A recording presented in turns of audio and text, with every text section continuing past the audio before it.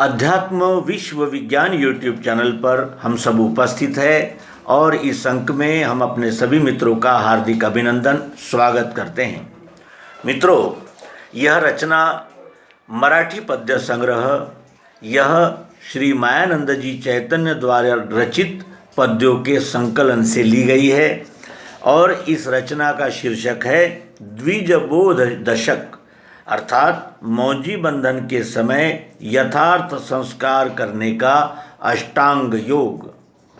रचना मराठी में है, हम उसका रसग्रहण हिंदी में भी करेंगे।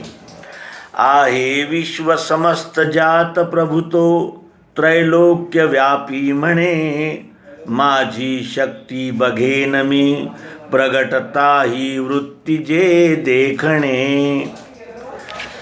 ते सारे निज शक्तीचे बल ती क्रिया त्यागार्थ जे ऐकणे, जे घेणे गुरुच्या गृही श्रुती म्हणे कर्तव्य ते साधणे। यह विश्व सब पूरा का पूरा जिसमें है वो त्रैलोक्य में कण कण में उपस्थित प्रभु कहने लगे कि मैं अपनी शक्ति को देखूंगा, और यह इच्छा होते ही फिर वो देखना प्रकट हुआ। वो सारी निज शक्ति का बल क्रिया त्यागार्थ क्रियाओं को त्याग कर अपने मूल स्वरूप में जाने के लिए सुनना है।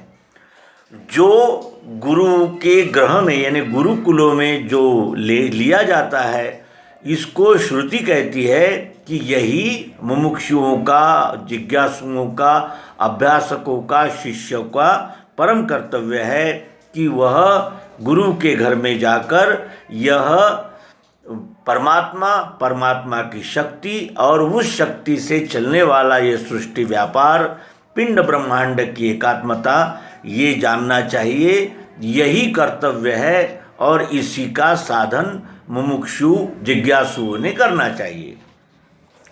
अब यम अखंड गति ने फिरे अखिल विश्व नेत्री दिसे, विराट पदा एकहा सकल लोक त्याचे पिसे।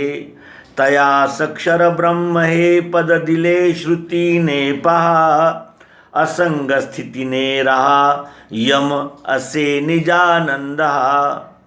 अब यम की व्याख्या करते हुए श्री मायानंद जी चैतन्य कहते हैं कि अखंड गति से जो घूम रहा है यह संपूर्ण विश्व, ये हमारी आंखों से दिख रहा है।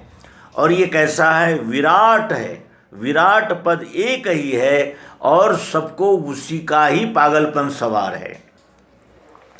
अष्टधा पृथ्वी जल अग्नि वायु आकाश, सत्वगुण रजोगुण और तमोगुण, इनसे ही बनने वाले, इनसे ही निर्मित होने वाले तत्व शब्द स्पर्श रूप रसगंध और मन बुद्धि अहंकार में ही ये सारे विश्व लगा हुआ है, और इसी से इस अष्टधा प्रकृति में ही सब लोग लिप्त हो गए हैं, पागल हो गए हैं।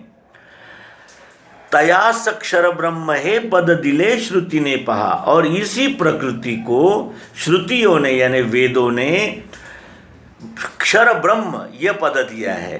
त्रिपुटी का पहला पद क्षर ब्रह्म होता है, जो सगुण साकार प्रकृति को कहते हैं, और उसी को पहला पद क्षर दिया है जो प्रकृति है, सतत रूपांतरण होने वाली है, और इसको सतत रूपांतरण होने वाली रहने से माया ये संज्ञा भी दी जाती है। अब इसी माया के साथ यानी इसी प्रकृति के साथ असंग स्थिति से रहो, इसमें रहो तो, लेकिन कमल पत्र की तरह।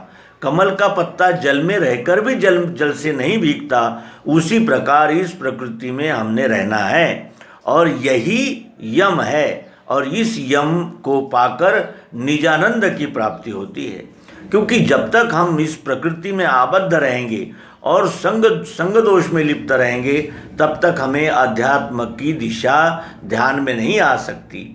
यम का अर्थ होता है नियंत्रण। तो सबसे पहले हमें अपने यानी प्राकृतिक विकारों से ही असंग होना है, और उसमें स्थित हुए बगैर हमें अध्यात्म के मार्ग पर आगे चालना नहीं मिल सकती। ऐसा भगवान श्री मायानंद जी चैतन्य इस रचना के पहले पद यम में कहते हैं। अब दूसरा पद नियम। नियम किसे कहते हैं? आहे सात ही व्याहती श्रुतीमध्ये त्या प्राप्तीची वासना किंवा अन्य प्रकारची रुची वसे विश्वांतरी ये मना। सर्वांचे निज बीज तेची प्रकृती ती दृश्य हे जाणणे। मी साक्षी निज वस्तूचा नियम हा जाणून या पाळणे। अब कौन सा नियम पालन करना चाहिए जिससे हम अध्यात्म दिशा में उन्नति विकास कर सकते हैं? वो कहते हैं कि सातों व्याहृतियाँ श्रुतियों में है। कौन सी व्याहृतियाँ है वो? 7 व्याहृतियाँ कौन सी है? और उन 7 व्याहृतियों को प्राप्त करने की वासना भी हम में है, सभी में है, 7 व्याहृति को प्राप्त करने की। और अन्य प्रकार की रुचि बसे, यानी अन्य प्रकार की रुचियाँ भी विश्वांतर में, यानी संपूर्ण विश्व में सभी के मन में उठती रहती है।